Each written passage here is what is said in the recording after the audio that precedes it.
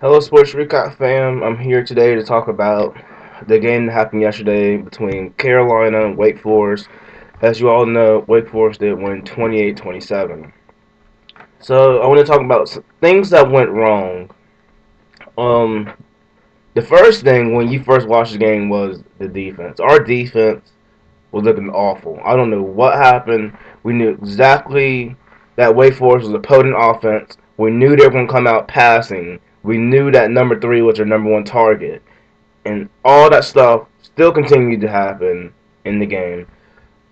Our defense allowed 271 yards in the first half, gave the Deeks 21 points, which already put our team off on the wrong foot. Our offense didn't get the ball enough in the first half. They only got on was like 3 or 4 times because Wake Forest was controlling the time of possession so badly in the first half. Like our defense will do a good job on first or second down and create either a third or medium or a third or long.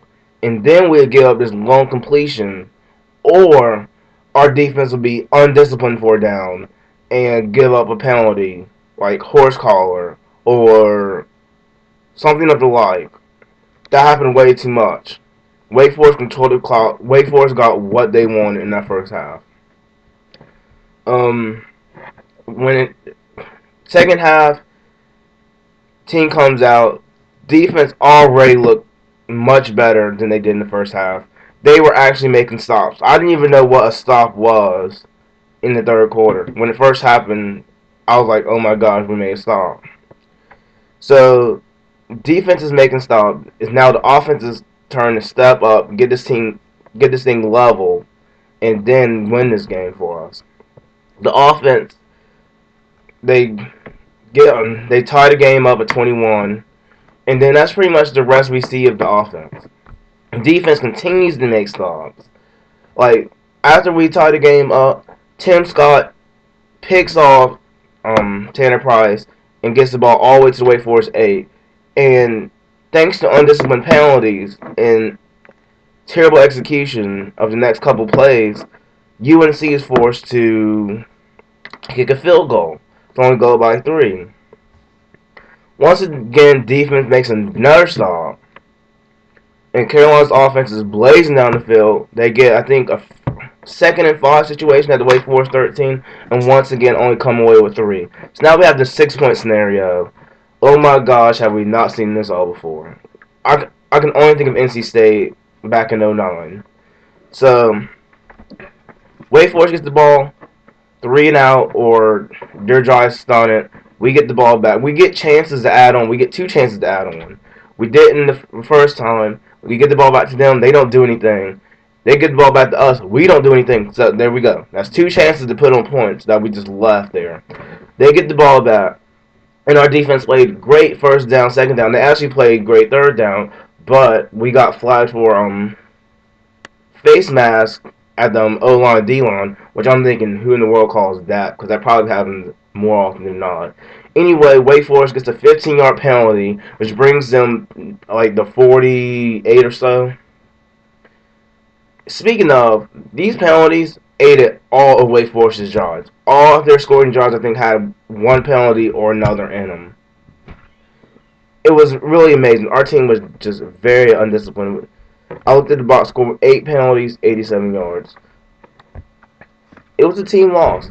I thought that the defense didn't play well all in the first half.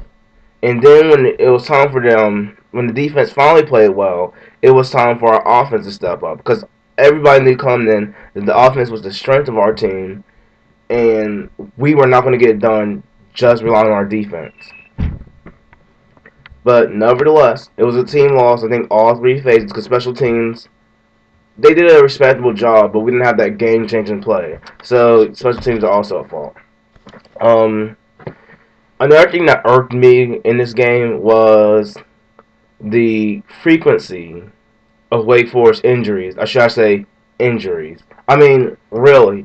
When our offense was starting to get momentum or trying to move down the field, without fail, somebody was on the ground trying to need attention and whatnot, and our offense was stopped. And in the Fedora no huddle system that's supposed to keep teams off guard. Injuries like that can put our offenses at a halt. I think we've had several offensive drives that were stunted because the defensive player was sitting on the ground, wasting our time. And I was getting skeptical because I think there were 8 occurrences of people, Wake Forest players, going on the ground on defense. And only one time have I seen the player get off the field and not come back. That was Whitlock. It was confirmed. I came back. I looked on Inside Carolina. A lot of people said within a couple of plays, these so-called injured players came right back on the field and played again.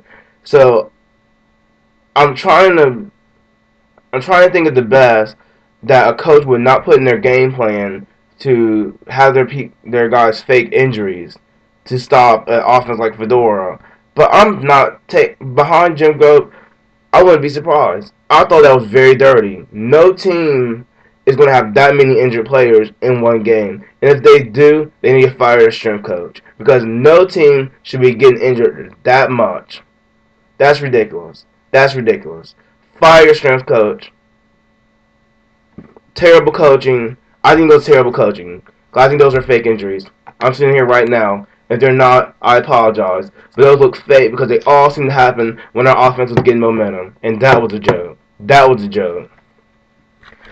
Okay. As far as this loss is concerned, I felt like this game, it wasn't the perfect storm, but it had the little ingredients of a perfect storm. We have the weather delay, which I told myself before we kicked off at like 4:15. Kickoff was supposed to be 3, but rain and storms came through. I told myself, and I was talking to people. I was like, I feel this weather delay is going to get weight. I mean, favor weight because I thought how we kicked off at 3 p.m. like we were supposed to. I thought Wake was over their heads. Our team looked very focused. They had all this energy. I don't know what they did for an hour and 15 minutes to restore that energy, or whether they had energy at all. Um, the Bryn Renner hit. I think that was probably the biggest thing. Well, lack of Geo too, but the hit that Bryn Renner took on our second scoring drive when it's like third and short, and Bryn Renner goes at the goal. He curls up, I think, and these defensive players pretty much hit him right in his helmet, which Bryn Renner did curl up, so that's legal. But Bryn before the hit and Bryn after the hit were clearing up the same things. I think Bryn before the hit only missed like 1 or 2 passes. Bryn after the hit was like 13 to 26.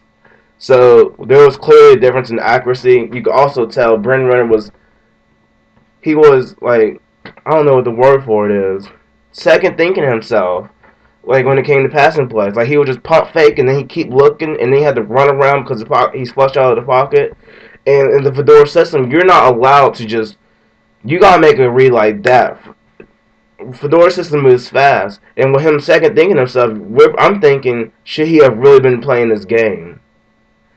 It's a quick hit system, and also I don't want to put Brandon at further risk of injury. I think Marquise would have done okay job. Wake Forest got what they wanted offensively. They got everything they wanted. They had, I can't remember the final figure. It was like 430 yards. Whatever it was absurd. Wake Forest got exactly what they wanted, got us at will, and still only managed to win this game by 1. I'm just saying, that could easily be Wake Forest's best game of the year, and they only won by 1.